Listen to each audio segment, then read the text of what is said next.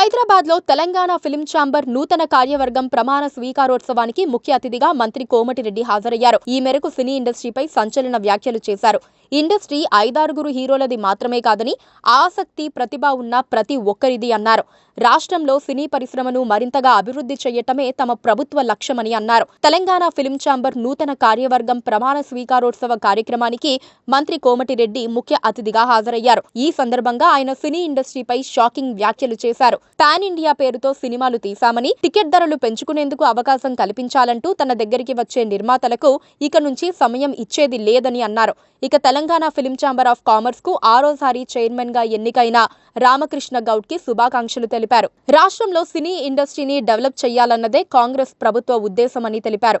అంతేకాకుండా సినిమా ఇండస్ట్రీలో 5-6 హీరోలు మాత్రమే ఎదుగుతున్నారని షాకింగ్ వ్యాఖ్యలు చేశారు.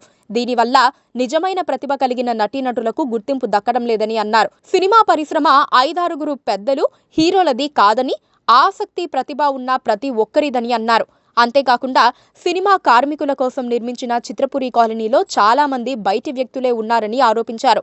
అందువల్ల ఇప్పుడు కొత్తగా కట్టబోయే ఫ్లాట్స్ కేటాయింపులో తెలంగాణ ప్రాంతానికి చెందిన వారికే ప్రాధాన్యం కల్పిస్తామన్నారు. మరోవైపు తన దగ్గరకు థియేటర్లు ఇప్పించమని వచ్చే ప్రతి చిన్న సినిమా యూనిట్ కు సహకారం అందిస్తున్నానని చెప్పుకొచ్చారు.